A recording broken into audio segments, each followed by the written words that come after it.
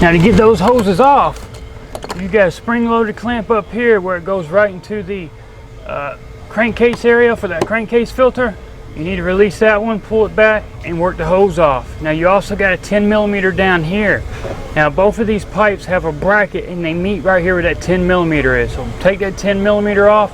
Once we get that off, we'll get the crankcase hose off, and then this tube right here actually slides into the cooler, so there's nothing further back holding it. But there is a 10mm straight down that holds it in place. Now that 10mm we're going to take off of here is one of those 4 that actually hold the assembly down in place.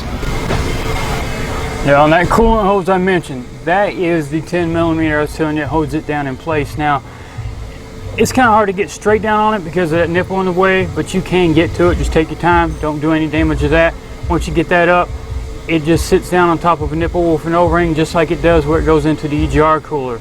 So what I do is I like to spray some WD-40 up in here where the EGR cooler is.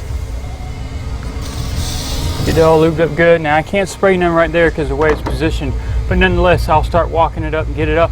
And make sure you still got a drain pan under the vehicle. You're going to want to put it under the turbo because there will be coolant coming out of this end of this pipe that comes out of this cooler. So you want to try to catch as much of that as you can. Alright, so with those hoses out of the way, now you're really getting to start to see what the EGR cooler looks like. It's this whole assembly here. You can see these 2 straps that are made onto it. That's where the 4 bolts that go down are. Like I said, one's been removed for that coolant hose that went down on that nipple there. And what do we still got holding in place? We got this V-band clamp right here with that 11mm nut. We've also got a 10mm bolt here, 10mm bolt back there. And we've got a nut we're going to have to take off in a minute that holds the transmission dipstick tube in place. Once we get the nut off, get this tube out of the way, then we'll get the stud / bolt off, and then we're down to the 2 15mm on the rear. So let's go ahead and work on getting this nut off, get the bracket out of the way, and I'll get the rest of the 10s off the front, and then I'll show you about the V-band clamp. Alright, here's that V-band clamp I've been talking about. Now it's basically the same clamp you're going to see over there on the EGR valve. And here's the threaded portion that comes off, and there's your 11mm nut. Now you can use a socket and an extension. Sometimes though, there's a piece of sheet metal right here, shield that's in the way. I just kind of bend it out of the way for now. And when I put it back together, I make sure I straighten it back up. And I just get my extension on there and my ratchet, and I take it off. So I'm gonna go ahead and back that all the way off. Get the nut close to as far to the end as you can, and then go ahead and take it completely off the pipe itself, and I'll show you that. So the clamp's all the way backed off. Like I said, I've got the nut all the way still on it though, and what I can do is I can squeeze in on the clamp. What I do is going to separate it into, split it in half, and I can just tweak it out open a little bit, and I can rotate it around to where I can actually pull it off the pipe. And that's where there's a cone-shaped metal gasket. It's a fiber gasket. That's where that goes right there. And you also get it on the other end where the EGR is. That's the same gasket you'll see. So now all we got to do is move on to the 2 15mm at the rear of the cooler. Now the way I like to get the nuts off the back of the EGR cooler, now they're further back in there, it's kind of hard to see, you can't really see them, and it's kind of hard to feel, is I've got my long 3/8 breaker bar type ratchet. I've got a 15mm deep well that's about 2.5 inches deep. I've got a 1-inch extension. That gives me enough clearance to get onto the nut and clear and still be able to work on top of this EGR cooler. Now like I said, it's kind of hard to get down there because imagine you're getting all the way back up in here, and once you get it on there, it's about that far back. So it's down in there. If you got fat, nubby fingers, you're in trouble. You better go find a skinny person in the shop, buy them a soda or promise them lunch. For me, I don't have a problem. I can get down in there.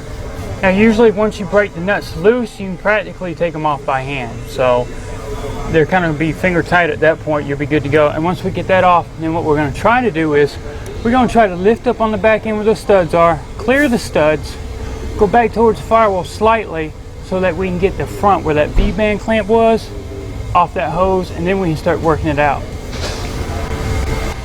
Sometimes what I got to do is I got to get a pry bar up on the back of that EGR cooler and try to work it and getting it up. It's not that it's tight or stuck, it's that you need to get some kind of leverage and get her going to get it as high as you can, because like I said, you've got to clear the studs, otherwise it ain't going nowhere. I think I've got one side clear and the other side's clear. All right, so now it's off the studs. I can come back slightly, get it off the pipe, move the trans dipstick tube out of the way a little bit, and I can start working it forward, baby stepping it out. Like I said, you're still gonna lose some coolant. Start getting it more and more out of the hole. And then here we go. We've got it completely up. We're gonna go ahead and sit it on the bench. Now before I get to the bench, I'm actually gonna put it over a bucket and drain it out. Because like I said, there's still antifreeze inside. Because it is a liquid to air type heat exchanger. So here we go. We got our EGR cooler right here now. I want to show you off the vehicle everything we were talking about before. You've got the place where the two studs go through, that two 15 millimeters are on the back of the block. You've got a total of your 4 10 millimeters. Of course, this is the one that had the stud on it where the transmission dipstick went. This is the tube that the heater hose pipe would go on that went over, crossed over and went into that nipple on the side.